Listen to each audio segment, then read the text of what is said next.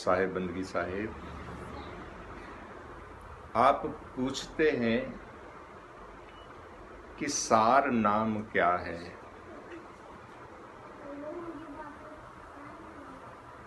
सद्गुरु ने हमें जो संदेश दिया है, जो संकेत किया है, वही सार नाम है। हम में से बहुत से लोग यह समझाने का प्रयास करते हैं कि अमुक गद्दी से या अमुक गुरु ने जो तुम्हें नाम दिए हैं वो सार नाम नहीं है, जो हम तुम्हें देंगे वो सार नाम है। इस प्रकार की बातों में वही लोग आ सकते हैं जो खुद भ्रमित है, क्योंकि नाम के पीछे कोई झगड़ा नहीं है और परमात्मा का कोई नाम नहीं होता है। और जिस भाव से, जिस प्रेम से आप किसी भी नाम को पुकारते हैं, वहां पर वो हाजिर होता है।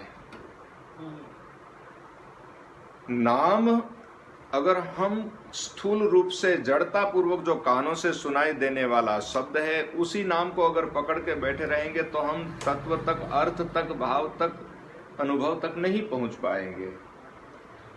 एक शब्द उदाहरण के लिए लेते हैं, माला।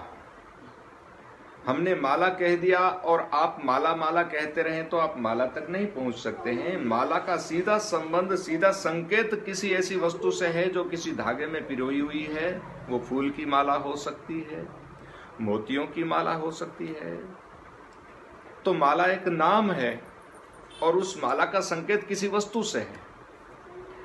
ऐसे ही परमात्मा का जो भी नाम है, अगर आप उसी नाम को पकड़ के बैठ जाएंगे तो परमात्मा तक नहीं पहुंच पाएंगे। अब परमात्मा कैसा है हम पूछते हैं तो कहते हैं वो सत्य है। अब सत्य तो खोज मांगता है, सत्य तो तुम्हें खोजने के लिए प्रेरित करता है। ऐसा तो कहीं नहीं कोई वस्तु उठा के दे दी यह सत्य है। तो सत्य तो खोजने वाले को मिलता है और वो गुरु की कृपा से मिलता है। अगर आप सत्य से परमात्मा को नहीं पहचान पाए तो फिर किसी भी शब्द से आप उस तक नहीं पहुंच पाओगे। तो इस प्रकार के नाम के झगड़े में नहीं पड़ना है। नाम कहूं तो नाम न जाका, नाम धरा काल है वाका, है अनाम अक्षर के मनी अक्षर के माही।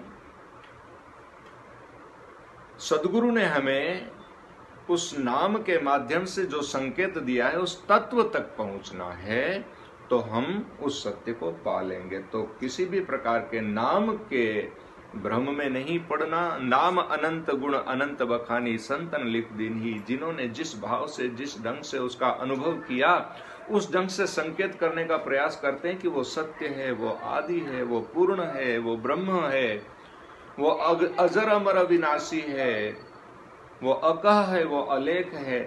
अब उसे समझना तो हमें पड़ेगा। हमें अपने पात्र को संभालना है, सुधारना है, ना कि आपको नाम के पीछे झगड़ा करना है। साहेब बंदगी से।